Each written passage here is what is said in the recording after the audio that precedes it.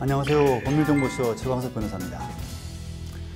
오늘은 임대차 계약과 조세 채권 이런 이야기로 말씀을 나눠보겠습니다.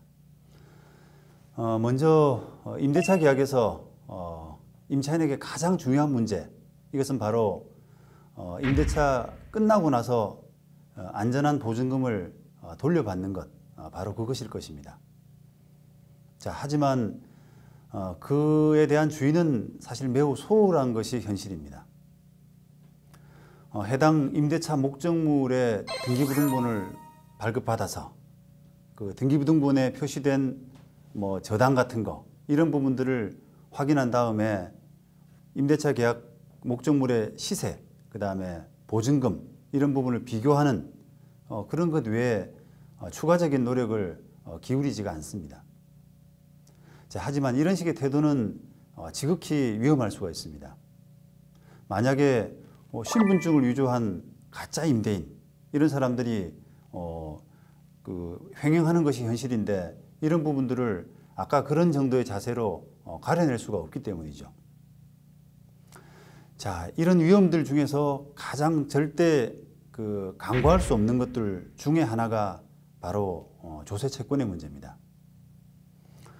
조세 채권은 조세 채권 우선의 원칙에 따라서 전혀 공시되지도 않고, 그러면서 이 임대차 보증금 채권보다 배당에서 선순위를 가질 수 있기 때문에 안전한 부동산 보증금 반환에 있어서 걸림돌이 될 수가 있습니다. 조세 채권 우선의 원칙에 따라서 세금은 경공매 과정에서 다른 채권들보다 우선해서 배당이 이루어지게 됩니다. 다시 말하면 조세 채권이 발생한 법정 기일이 임대차 계약에서 이루어진 확정일자보다도 앞서게 되면 이 배당 순위에서 임대차 보증금보다도 앞서게 됩니다.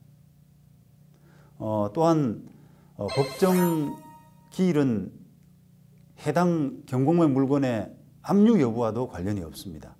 결국은 등기부등본에 나타나지 않은 이런 조세 채권이 임차인보다도 배당 순위가 앞설 수 있다는 것입니다. 게다가 이 조세 채권 중에는 경공매 진행 중인 당해 부동산 그 자체에 대해서 부과되는 조세인 상속세, 증여세, 이런 취득세, 이런 부분들은 당해세라고 하는데, 이런 당해세는 당해세의 법정 기일 이전에 설정된 저당이나 확정일자 있는 임차인보다도 오히려 더 우선하게 됩니다. 자, 결국은 이런 임차인으로서는 공시되지 않은 그 조세 채권으로 인해서 불의의 손해를 보게 될 가능성이 항상 있을 수밖에 없습니다. 자, 그렇다면 임대차 계약 체결 과정에서 임차인으로서는 어떤 방법을 통해서 이 조세 채권에 대해서 확인을 할 수 있을까요? 자, 임대인의 협조가 없다면 임차인 혼자서 자력으로 확인할 방법은 없습니다. 임대인의 그 조세 체납 여부는 임대차 계약 이후가 아니라 임대차 계약을 체결하기 전에 사전에 확인되어야 될 필요가 있는데, 임대차 계약 체결을 고려 중인 그런 사실만으로 그 정도 이해관계가 있다라고 하더라도 우리가 세금 체납 여부를 확인할 수 있는 이런 이해관계에 있는 관계인으로 취급을 해주지가 않습니다. 물론 하나의 방법은 임대인에게 그것을 본인의 조세 체납 여부를 확인하게 할 수 있는 방법이 있겠죠. 단순한 방법은 임대인에게 국세 내지 지방세 완납 증명서, 이런 발급을 요구해서 거기에 발급 통해서 증명서를 통해서 사실 확인을 할 수가 있습니다. 자, 그런데 임대차 계약 체결 과정에서 임대인에게 조세 체납 여부를 스스로 이렇게 확인해 달라고 하기가 현재의 거래 관행상 참 쉽지가 않습니다. 자, 따라서 굳이 이 선순위 조세 채권으로 인한 불이의 피해를 만약에 방지하고자 한다면 임대차 보증금을 확보하기에 가급적 충분히 여유가 있는 담보력을 가진 그런 임대차 목적물, 다시 말하면 보증금보다도 훨씬 그 가치가 있는 비싼 임대차 목적물을 구하거나 아니면 상대방 자체가 재산이 많은 사람, 자력이 충분한 사람을 임대인으로 선택하는 정도가 최선의 방법일 수가 있습니다.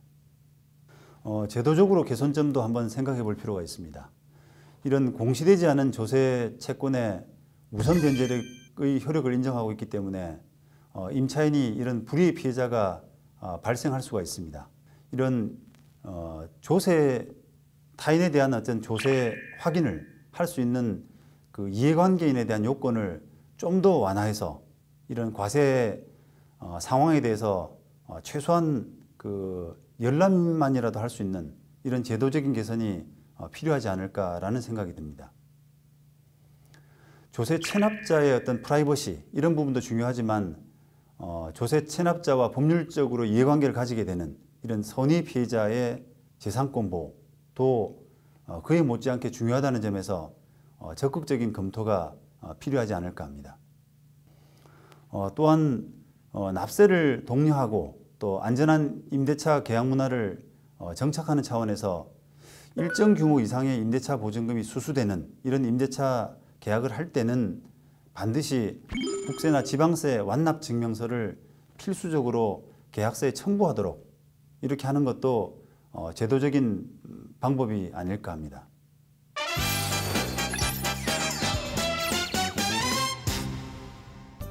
네, 오늘 이야기한 임대차 계약에서의 조세 채권의 키포인트는 안전한 보증금 반환을 위해서 반드시 조세 채권 우선의 원칙을 염두에 두어야 한다는 것입니다. 비록 등기부상에 나타나지 않는 세금이라도 보증금 반환을 위협할 수 있다, 이런 부분을 반드시 생각을 해야 됩니다.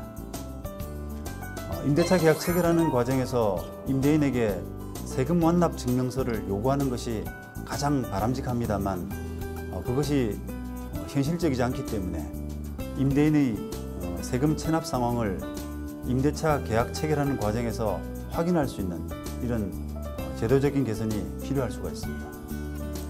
지금까지 법률정보쇼 최광석 변호사였습니다.